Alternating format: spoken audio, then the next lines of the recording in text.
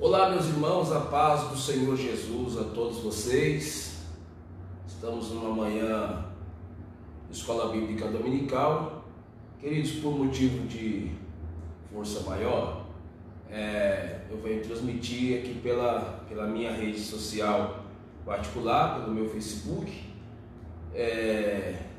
Houve um contratempo, o Jonas, que é o nosso mídia aqui da igreja, não conseguiu chegar a tempo, né? E, enfim, vamos tocar o barco, né? Quero cumprimentar a todos com a paz do Senhor e desejar que o Espírito de Deus nos ajude a compreender aqui a sua palavra. Cumprimentar ao nosso pastor local, nosso pastor Dorival Brandão.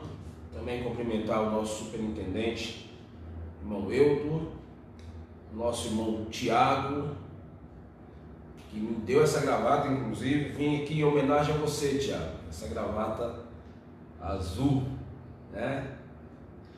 E ao presbítero Reginaldo, que é uma autoridade no entendimento bíblico, um homem de Deus, um conhecimento muito, mas muito amplo. Deus abençoe, saudade de vocês, e vamos ao estudo da palavra de Deus. Queridos, hoje é a primeira lição da revista do próximo trimestre, a revista Betel do próximo trimestre. E o que acontece? Nós vamos hoje abrir esse estudo que é muito proveitoso, é a palavra de Deus sendo-nos ensinada através do livro dos Salmos, que é um dos livros mais belos da Bíblia Sagrada. O livro dos Salmos é um dos mais belos. Eu quero abrir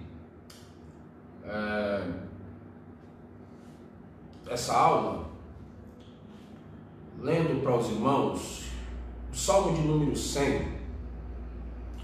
Salmo de número 100. Depois eu vou explicar para os irmãos por que eu estou dizendo Salmo de número 100 e não Salmo capítulo de número 100. Tá? Vamos lá. O Salmo de número 100 diz assim no primeiro versículo: celebrai com júbilo ao Senhor, todos os moradores da terra, servi ao Senhor com alegria e entrai diante dele com canto. Sabei que o Senhor é Deus, foi Ele que nos fez povo seu, e não nós. Somos o povo seu e ovelhas de seu pasto. Entrai pelas portas dele com gratidão, e em seus átrios com louvor. Louvai-o e bendizei ao seu nome, porque o Senhor é bom e eterna a sua misericórdia, e a sua verdade dura de geração em geração. Salmo de número 100, do verso 1 ao verso de número 5. Amém? Meus irmãos, saudações também ao nosso professor Peterson e a todos os demais irmãos que estão entrando aí. Eu estou vendo, estou um pouquinho longe da câmera, mas eu estou aqui tendo um pouquinho de visão aí do pessoal que está entrando. Deus abençoe vocês, sejam todos bem-vindos a essa sala de aula. Senhor nosso Deus, em nome de Jesus nós te pedimos que esta manhã mais uma vez o Senhor abra o nosso entendimento para que nós possamos compreender a tua palavra e, aprendendo a mesma, podemos, Senhor, direcionar, nortear a nossa vida para agradar ao Senhor e também para servir a tua igreja, para servir a tua causa e glorificando ao Senhor em todas as coisas através das nossas atitudes norteadas por tua palavra. Fala conosco também nesse ensino, meu Deus. Nós te rogamos em nome de Jesus. Amém. Irmãos, nós vamos iniciar essa apreciação do assunto com o primeiro tópico do nosso escritor, e ele vai falar sobre o título, divisão dos livros e os autores do livro dos Salmos. Por que eu digo autores? Porque o livro dos Salmos, ele é um livro plural, é um livro que os seus autores são diversos, né? Nós conhecemos o mais destacado, que é Davi, que vai escrever aí por cerca de 74 salmos. E os demais, Moisés, Asaf, Salomão, Emã, os filhos de Corá, que escrevem, por exemplo, o Salmo de número 42, Etã, Jedutum, que era da família dos coatitas, ou seja, dos levitas, enfim, então todos esses autores juntos, eles compõem o livro dos Salmos para a nossa apreciação. É importante dizer também que a Bíblia ela é dividida em livros, né? Todos nós sabemos, a Bíblia tem 66 livros, né? 39 no Antigo Testamento, 27 no Novo Testamento. Essas divisões, elas nos ajudam a compreender os tempos da Bíblia, não é? A Bíblia cristã evangélica, ela compõe esses 66 livros.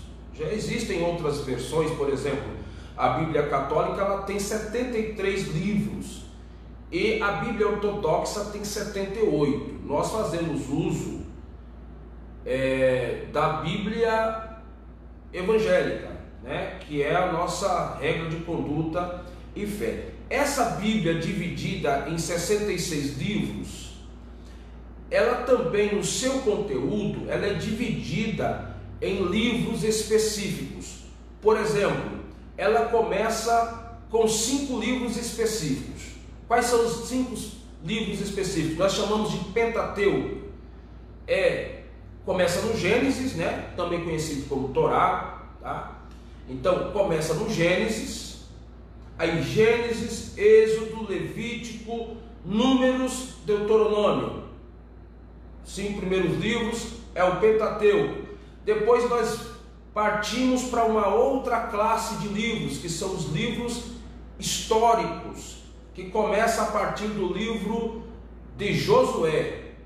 Aí vai Josué, Juízes, Ruth, 1ª e 2ª Samuel, 1ª e 2ª Reis, 1ª e 2ª Crônicas, Esdras, Neemias, Esther, encerra, na nossa Bíblia, encerra os livros históricos, tá?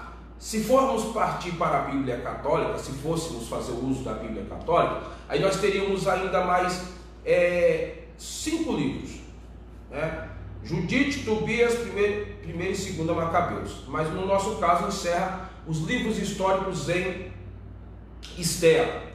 Depois vem os livros proféticos, que englobam os profetas menores e os profetas maiores.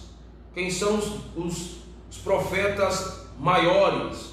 Então, são livros escritos por Isaías, Jeremias, que escreve o livro que leva o seu nome, e também Lamentações, Ezequiel e Daniel. São os profetas maiores. São 4 livros, são 4 profetas e 5 livros, ok? Depois vem os profetas menores: Oséias, Joel, Amós, Obadias, Jonas, Miqueias, Naum, Abacuque, Sofonias, Ageu, Zacarias e Malaquias. Estes seriam os livros proféticos. Aí vem então os livros poéticos, que inicia no livro de Jó. Então, nós já passamos pelo Pentateuco, pelos livros históricos, pelos livros proféticos. Agora nós vamos para os livros poéticos. Nos livros poéticos, nós vamos ter Jó, Salmos, Provérbios, Eclesiastes e Cantares de Salomão. Então, o livro dos Salmos está na cadeia ou na classe dos livros poéticos. E é aqui que nós encontramos a alma central, o centro da ideia do livro dos Salmos. Aqui estão englobadas poesias, mas mais para a gente poder aprofundar um pouco mais, o livro dos Salmos, ele é traduzido no original como Terrilim. Terrilim, se nós pudéssemos escrever aqui, vocês perceberiam que é um H com som de R, né? Terrilim, na língua hebraica, transliterado para a nossa escrita, ou no grego, que é psalmoi. Essa palavra ela quer dizer cânticos que podem ser entoados, acompanhados de instrumento musical. Então, assim, todo o livro do Salmo, na verdade, é um inário. Todo salmo que você lê é, na verdade, um louvor que foi entoado pelo salmista em diversos momentos da sua vida. Ora em grande vitória, ora em grande perda, ora em tristeza, ora em alegria, e assim por diante. Tá? O escritor vai nos dar aqui uma ideia de como que é composto o livro dos Salmos. Ele diz assim: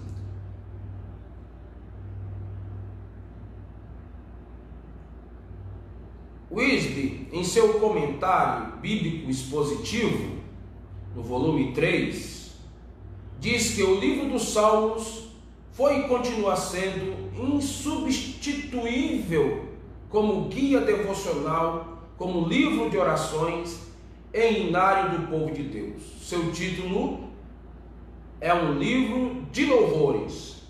A tradução grega do Antigo Testamento, conhecido como Septuaginta, empregou o termo psalmos no lugar de Terrilim, sendo que o termo significa cânticos entoados com acompanhamento de instrumento de cordas. A Vulgata e a Septuaginta chamou de psalmodium, do latim psalterium, um instrumento de cordas. A versão King James adotou esse termo e assim nós temos o livro dos Salmos.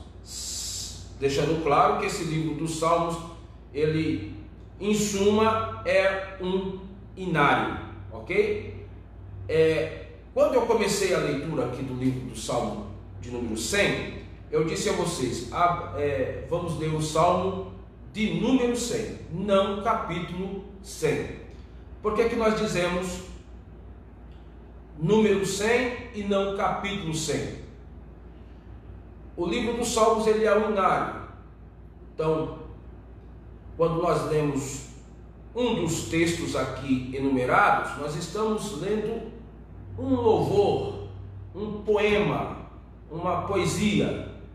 Então não se trata de um capítulo, se trata de uma unidade de composição, ok? Apesar do livro dos Salmos na sua totalidade estar incluso na contagem dos 66 livros da Bíblia, é importante que nós saibamos que o Salmo, ele é uma composição única, é um poema, é um louvor, é uma poesia, ok, queridos? O livro dos Salmos não se resume em uma canção, mas ensina, alerta e traz à memória os feitos do agir de Deus. Você quer um exemplo? Vamos para o Salmo 125. O Salmo 125, 124, melhor dizendo. O Salmo 124 é um cântico de Davi. E no Salmo 124, Davi conta um testemunho. Olha como é que ele conta o testemunho. Ele diz assim: se não for o Senhor que estivesse ao nosso lado, ora, diga Israel. Se não for o Senhor que estivesse ao nosso lado quando os homens se levantaram contra nós. Percebam que Davi está contando um episódio já no passado. Mas ele diz assim: se não for o Senhor que estivesse ao nosso lado quando os homens se levantaram contra nós, eles nos teriam engolido vivo. Aí ele diz mais: quando na sua ira se acendeu contra nós, então as águas teriam transbordado sobre nós e as correntes teriam passado sobre a nossa cabeça. Então as águas teriam passado sobre a nossa alma. Bendito seja o Senhor, que não nos deu por presa aos seus dentes. A nossa alma escapou como um pássaro do laço do passarinheiro. O laço se quebrou e nós escapamos. O nosso socorro está no nome do Senhor que fez os céus e a terra. Vocês percebam que Davi está contando uma bênção, contando um milagre, contando um livramento que Deus lhe deu através de um louvor, através de um cântico, através da sua adoração. É importante, irmãos, que nós entendamos essa situação de louvarmos a Deus, não só quando a gente achar que deve louvar a Deus. Louvar a Deus em todo o tempo, porque o Salmo de número 42, em contraste com o que está acontecendo no Salmo de número 124, é um salmo que nos deixa bem informado a respeito do comportamento cristão em tempos de provação. Por exemplo, aqui já não é mais Davi, que são os filhos de Corá. Os filhos de Corá que prestavam serviço sacerdotal no templo. E nesse momento aqui, me parece que o salmista não está bem. O salmista está sentindo a sua alma abatida, entristecida, perturbada. E aí ele vai cantar. Ora, como cantar? Ele vai cantar o Salmo 42, que eu particularmente chamo de cântico da tristeza, cântico da angústia, cântico que pede socorro a Deus num tempo de extrema tristeza. Irmão, ouça isso com atenção.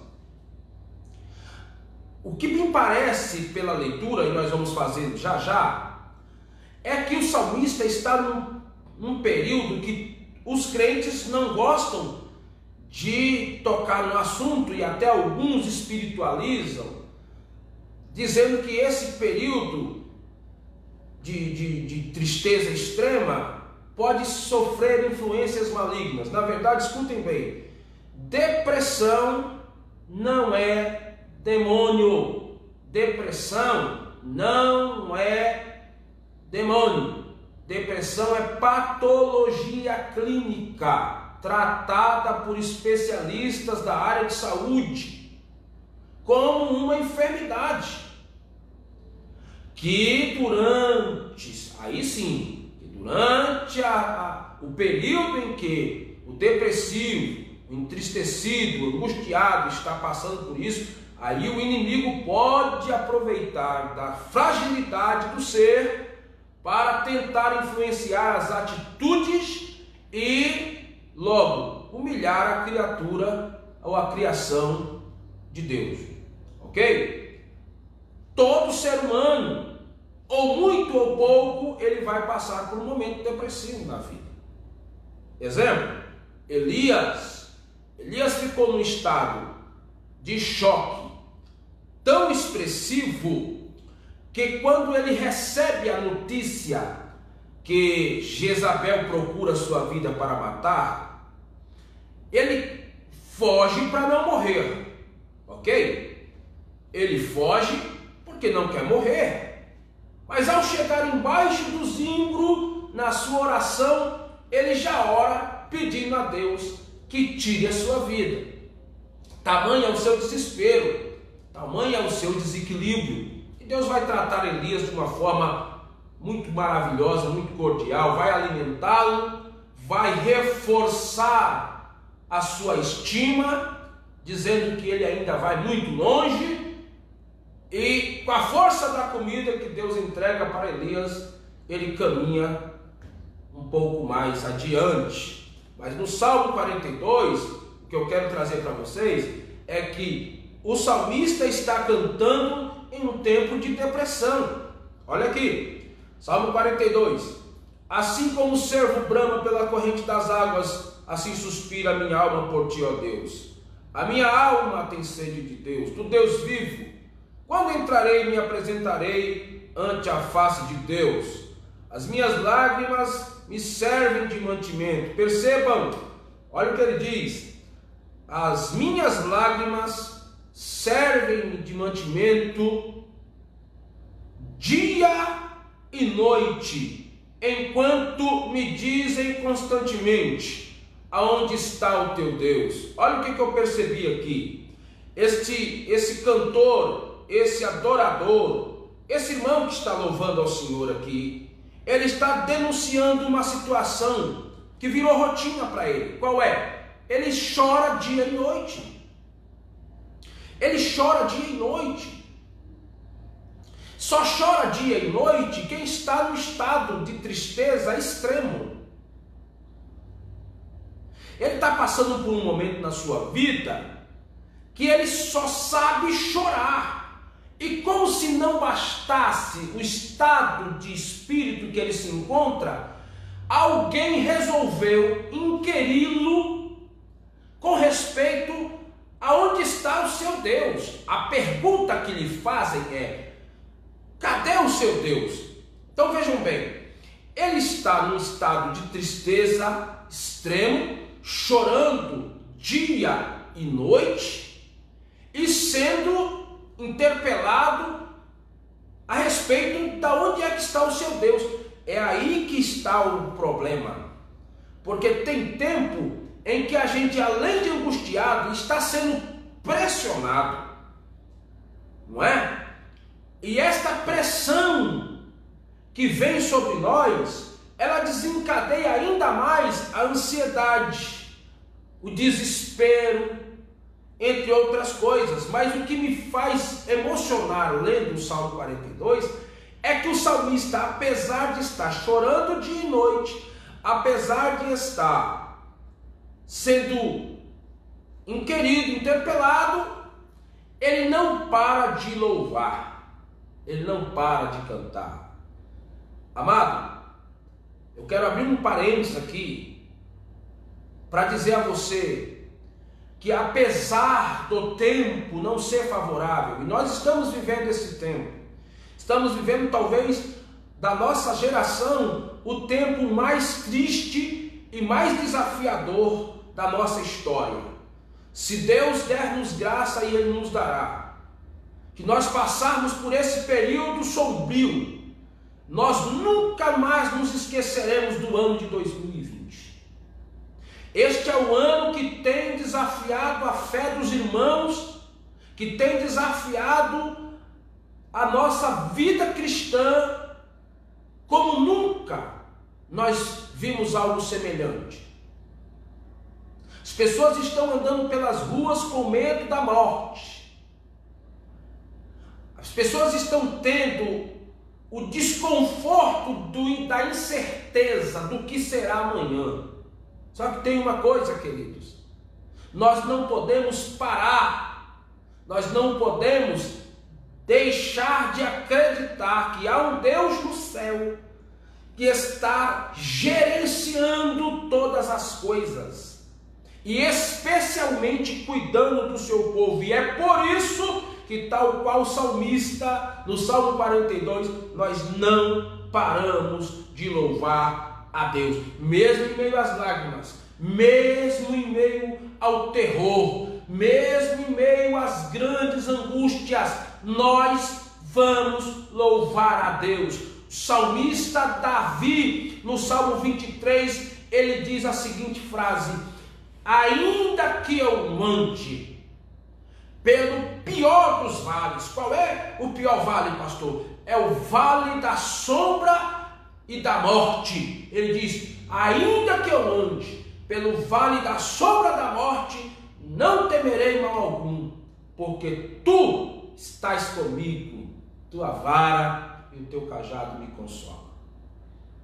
Queridos, você percebe então que o livro dos Salmos ele nos dá uma base de que a vida não é um mar de rosas, mas ela pode ser um altar de adoração constante. Eu gosto, só para concluir aqui essa questão do que o livro dos Salmos nos direciona. O salmista do Salmo 42, ele ainda vai fazer aqui algo que me emociona ainda um pouco mais. No verso de número 4 ele diz: quando eu me lembro destas coisas dentro de mim, derramo a minha alma, pois eu havia ido com a multidão, fui com eles à casa de Deus. Vou ler de novo. Fui com eles à casa de Deus, com voz de júbilo e louvor, com a multidão que fazia festa. Por que estás abatido, a minha alma, e por que te perturbas dentro de mim? Ele faz aqui uma lembrança, um retrospecto da sua história, e ele percebe que nem sempre foi essa luta, essa angústia, essa prova, né? Na linguagem nossa pentecostal, essa tribulação, não foi só assim. Nós estamos vivendo isso agora, mas Deus já nos deu tempos de paz, Deus já nos deu tempos de alegria, Deus já nos deu vitórias incontáveis, que nos motivaram a ir ao templo, que nos motivaram a ir à casa de Deus com o coração cheio de gratidão. Mas escuta uma coisa, aproveita, abrindo outro parênteses aqui, aproveita os tempos de bênção, de paz, aproveita para você tributar a Deus o que é de Deus, para você ir ao templo, para você confraternizar com os irmãos, para você se juntar à multidão que festeja, para você fazer o arraial se levantar em alegria. Aproveita, porque chega um tempo que fica só a lembrança. Deixa eu dizer uma coisa aqui para os irmãos, não estou querendo ser dramático não. Vai ter muita gente em casa aí agora me ouvindo através dessa live, está me ouvindo e dizendo: ah, como eu queria estar lá na igreja, e por que você não veio quando podia? É um aperto que nos dá, mas isso é um despertamento. Eu quero crer que Deus está permitindo nós participarmos dessa prova, para nós valorizarmos quando tudo estiver debaixo da normalidade. Ô crente, aproveita, vem para a casa do Senhor, aproveita, vem buscar a Deus, aproveita, vem para a oração, aproveita e vem, porque vai passar essa luta, mas outras virão, e pode ser que nós novamente tenhamos que estar dentro de casa. O salmista está dizendo: eu me lembro de quando eu podia ir à casa de Deus com voz de louvor e alegria, com a multidão que festejava. Aí ele pergunta para si mesmo: onde está? Ou seja, ele pergunta para si mesmo: por que estás abatida, ó minha alma? E por que te perturbas em mim? Aí ele vem e de forma profética ele diz: espere em Deus. Glória a Jesus.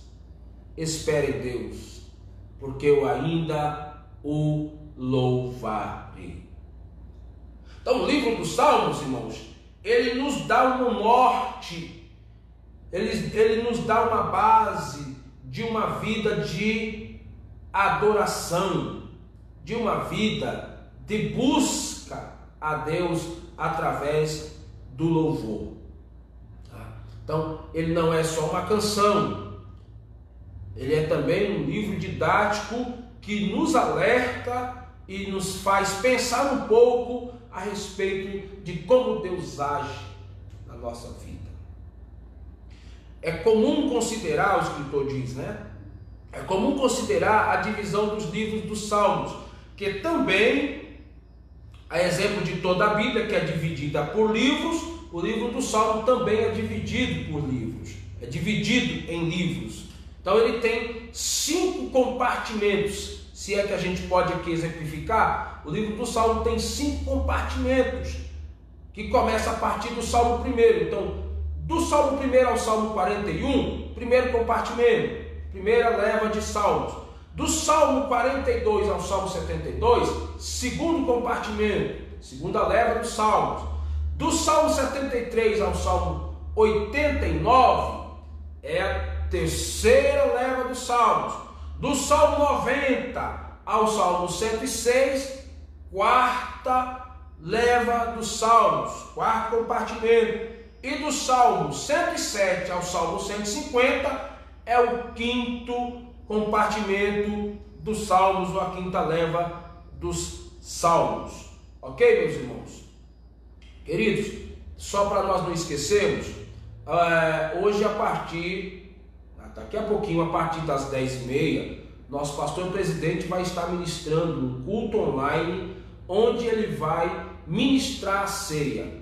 É importante que você que participa do nosso campo, você que é do campo de Madureira, esteja em casa e com os elementos preparados aí, porque na oração pastoral ele vai apresentar a Deus os elementos, ou seja, o pão e o vinho, e consagrado ele vai lhe autorizar a participar da mesa espiritual da Santa Ceia do Senhor para a sua edificação, mesmo ainda estando em casa, tá bom? Então nosso pastor Gilson Campos, a partir das 10h30, no canal da nossa igreja sede, vai estar ministrando uma palavra de ceia, tá bem? Para todos nós participarmos. Queridos, a principal característica do livro do Salmo é que ele é classificado como literatura poética hebraica. Não sei se vocês sabem, mas os Salmos é o hinário oficial do Estado de Israel. Tá? O judeu tem uma consideração toda especial pelo livro dos Salmos, porque ele é o hinário do Estado de Israel.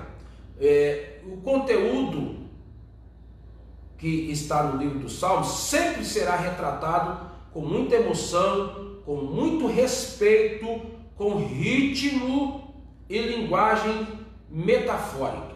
Tá? Então, assim, tem muita coisa aqui no livro dos Salmos que parece surreal, né? Que parece absurda. Por exemplo, você leu comigo o Salmo 124, quando o salmista diz: as águas teriam nos afogado, né? Correntes teriam passado sobre nós, né? E, enfim, tudo isso é uma linguagem metafórica, tá? Para exemplificar o perigo pelo qual o salmista havia passado, mas que a partir do mover de Deus, e aí ele usa a figura de linguagem do pássaro que escapou do laço do passarinheiro. Vocês lembram dessa leitura? Percebam que é uma metáfora. Salmo também contém poemas acrósticos. Gente, essa palavra ela é uma palavra que nem todos nós conhecemos. A palavra acróstico. O que vem a ser um acróstico? É uma poesia, irmãos, que a gente faz a partir da primeira letra de uma frase ou de um pronome, né? Por exemplo, Jesus. Nós podemos usar o J e escrever lá justo Filho de Deus. A letra E, eterno protetor, né? Primeira letra S da palavra Jesus, ou do nome Jesus, santo, remidor, né? O único que pode salvar, e assim por diante. Isso é um acróstico. O livro dos Salmos, alguns especialmente, por exemplo, o Salmo 9,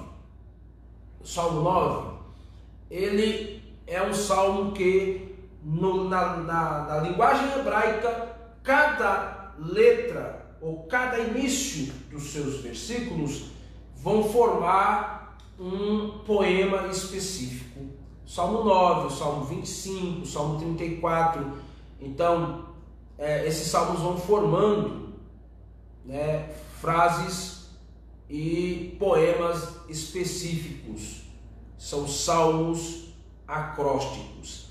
Existem também, queridos, no Salmo, salmos que a gente chama de salmos órfãos. Que são os salmos órfãos? São os salmos que nós não sabemos quem são os seus escritores. Tá? Nós sabemos que temos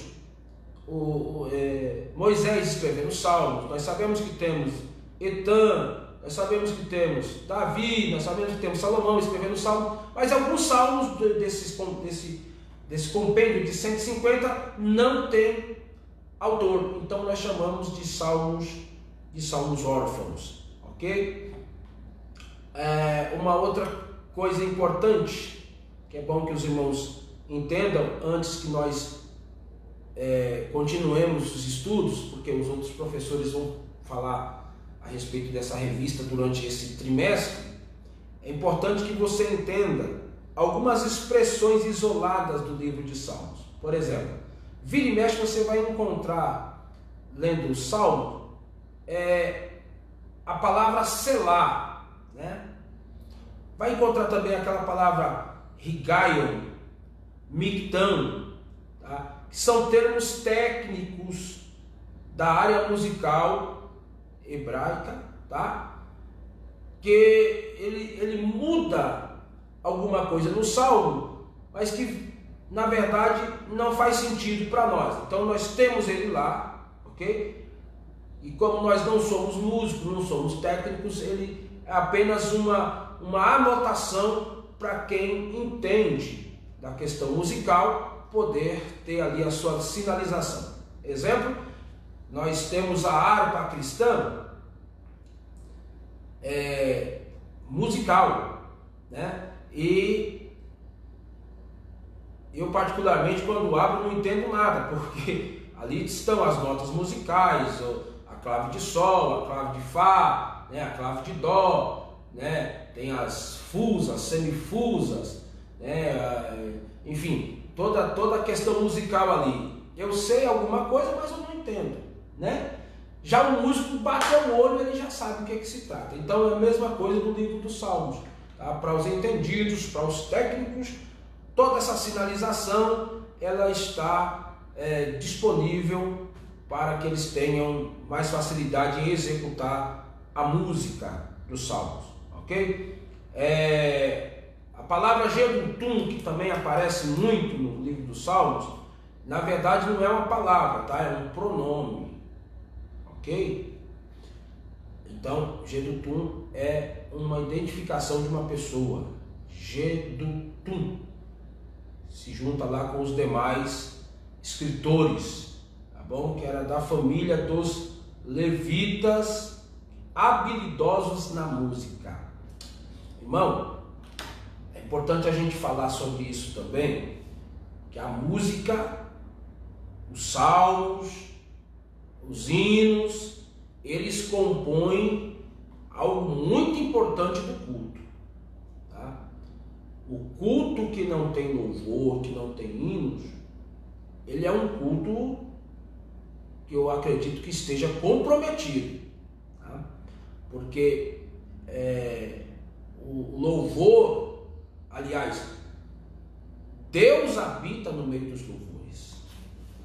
O céu é um lugar de louvores. O céu é um lugar de constante louvor. a Deus.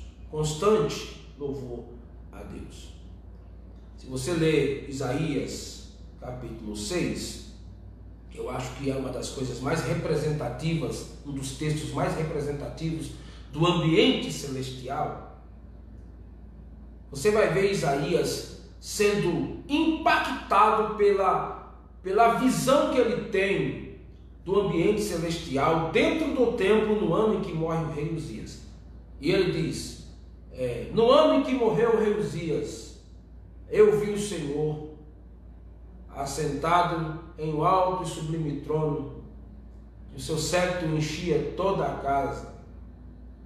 Aí ele vê, parafraseando, ele vê os seres celestiais que voam de um lado para o outro. São seres celestiais ainda não vistos por ninguém, eles são vistos com 6 asas. É interessantíssimo essa parte, porque os seres celestiais têm 2 asas que eles usam para voar, 2 asas eles usam para cobrir os seus pés, e 2 asas eles usam para cobrir os seus rostos. E eles clamam uns para os outros em louvor contínuo: Santo, Santo, Santo, Santo é o Senhor dos exércitos, toda a terra está cheia da sua glória.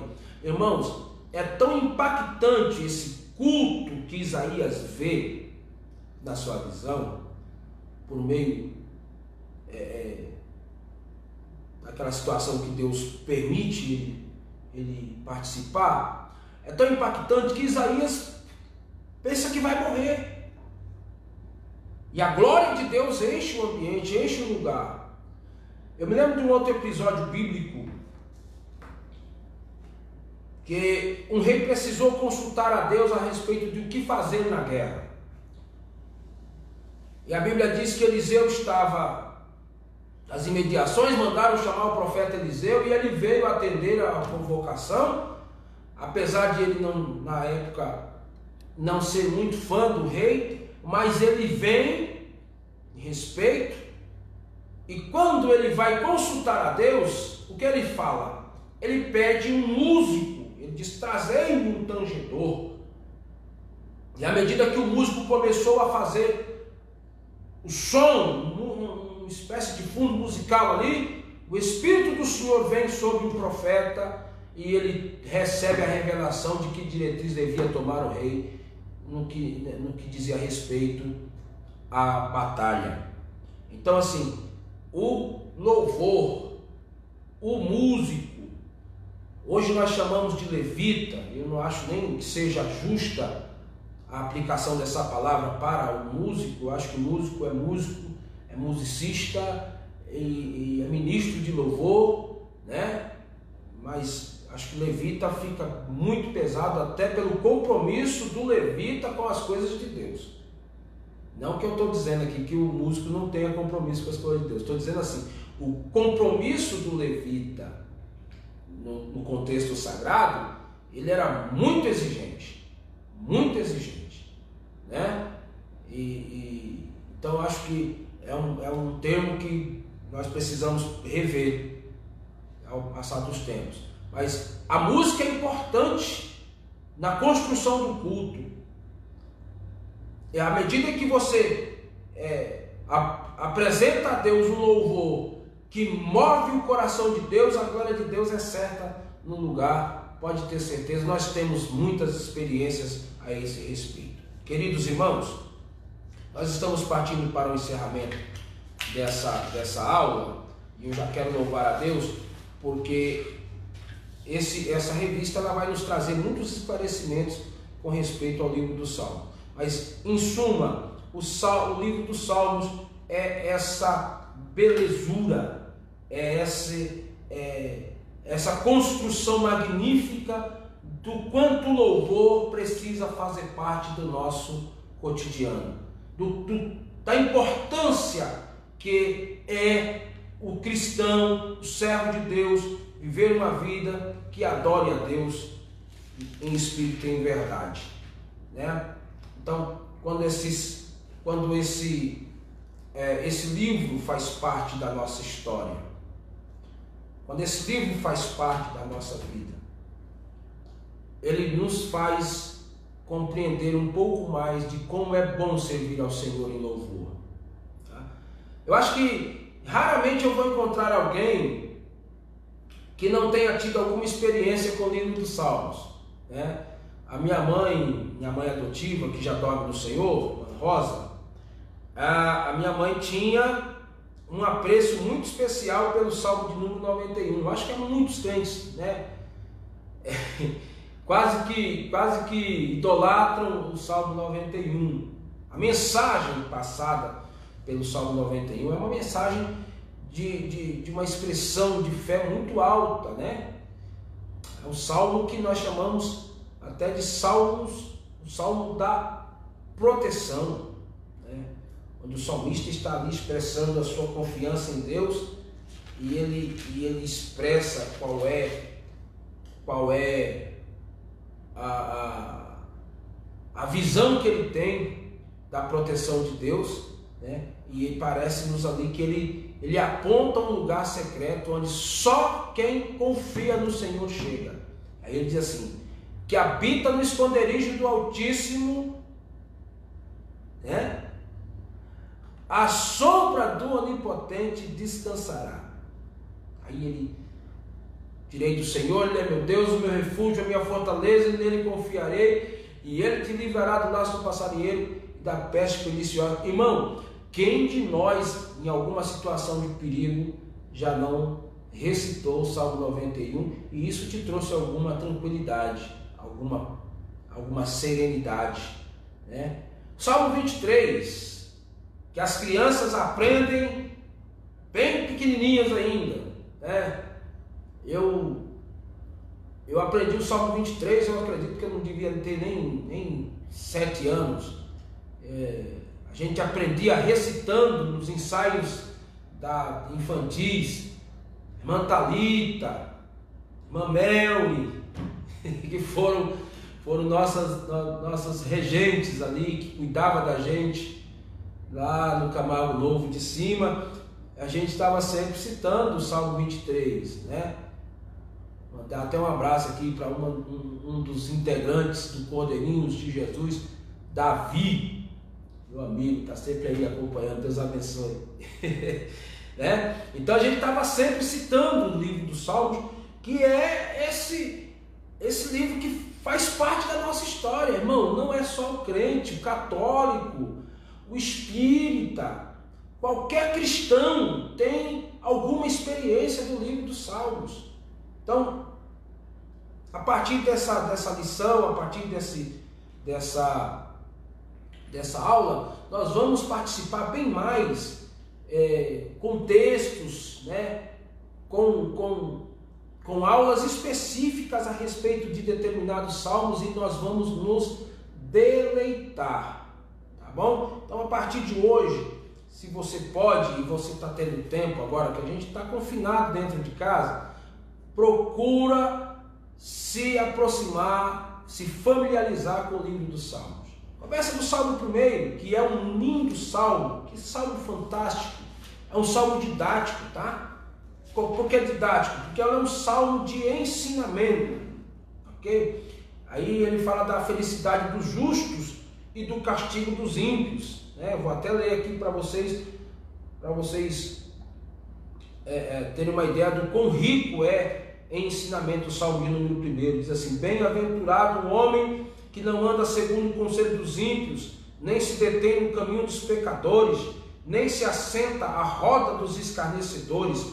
Antes tem o seu prazer na lei do Senhor, e na sua lei medita de dia e de noite, pois será como árvore plantada junto ao ribeiro de águas, o qual dá o seu fruto no seu tempo, e as suas folhas não caem, e tudo quanto fizer prosperará. Não são assim os ímpios, mas são como a moinha e como o vento, são como a moinha que o vento espalha.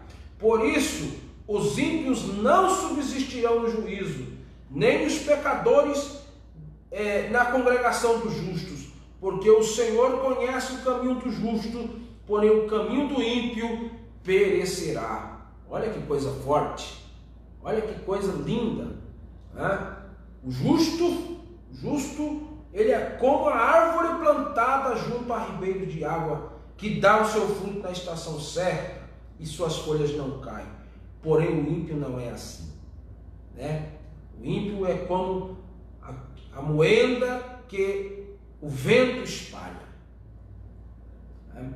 Então, assim, os Salmos ele tem toda essa peculiaridade de tratar as coisas de Deus, de tratar a vida de adoração, a vida de louvor, de uma forma muito particular. E é bom que nós conheçamos este livro e, através daquilo que está escrito neste livro, também a gente aprenda a adorar a Deus, a servir a Deus, a glorificar a Jesus. Tem um salmo que é marcante, e aqui eu vou encerrando a minha fala, mas eu queria, o Salmo 139, né? O Salmo 139, alguém até, se eu não me engano, foi Aline Barros, canta esse salmo de uma forma muito bonita, e o salmista aqui é o salmista Davi, e ele vai falar sobre a onipresença de Deus, e isto aqui é para que nós saibamos servir ao Senhor em temor, porque Deus está em todos os lugares. Ele diz assim: Senhor, tu me sonda e me conhece, tu sabes do meu assentar, do meu levantar, de longe o Senhor entende os meus pensamentos, o Senhor cerca o meu andar, o meu deitar, e conhece todos os meus caminhos. Não havendo ainda palavra na minha boca, eis que logo o Senhor conhece. Tu me cercastes por detrás e por diante, e puseste sobre mim a tua mão. Tal ciência para mim é maravilhosíssima, tão alta que não posso alcançar. Para onde me irei do teu espírito, e para onde fugirei da tua face? Se subir no céu, lá tu estás. Se fizer no Sheol a minha cama, eis que tu estás ali também. Se tomar asas da alva e se habitar na extremidade do mar, até ali a tua mão me guiará e a tua destra me susterá. É o versículo 9. Então, queridos, que Deus te abençoe, que Deus te proteja, que a boa mão do Senhor te guarde, né? E que na sua mente haja a esperança que o salmista tinha, que o salmista teve, que Deus é o Deus que cuida do seu povo, que Deus é o Deus que guarda a sua igreja e que Ele é digno de louvor, de adoração. Deus abençoe, fique na paz do Senhor. Quero agradecer em nome de Jesus aqui ao meu superintendente, irmão Eudo, e aos seus auxiliares, irmão Tiago e o presbítero Reginaldo. Agradecer também a confiança do meu pastor Dorival Brandão. Agradecer o carinho de todos os irmãos que acompanharam essa live. E vamos confiar no Senhor, irmãos. Os tempos difíceis vão passar, né? Mas a Bíblia diz que o que confia no Senhor será como o monte de Sião, que não se abala, mas permanece para sempre. Que Deus te guarde, que Deus te abençoe. Eu te convido agora a você migrar para a página da nossa igreja sede, ADTAG Sede, onde vai começar logo mais às 10h30 a nossa Santa Ceia online, a nossa Santa Ceia live.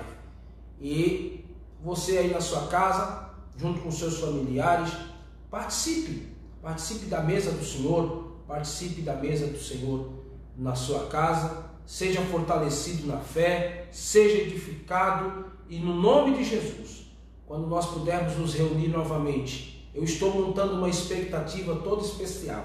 Eu estou acreditando, queridos, que no nosso primeiro culto pós essa grande agonia, essa grande luta, nós teremos muitas renovações espirituais. Nós teremos um culto emocionante, cheio da presença de Deus. E eu quero pedir a você, ore, clame, para que nós, ao retornarmos para o nosso convívio de irmãos, as nossas confraternizações, nós tenhamos mais graça, mais compromisso, né? Mais comprometimento com as coisas de Deus, valorizando a obra do Senhor.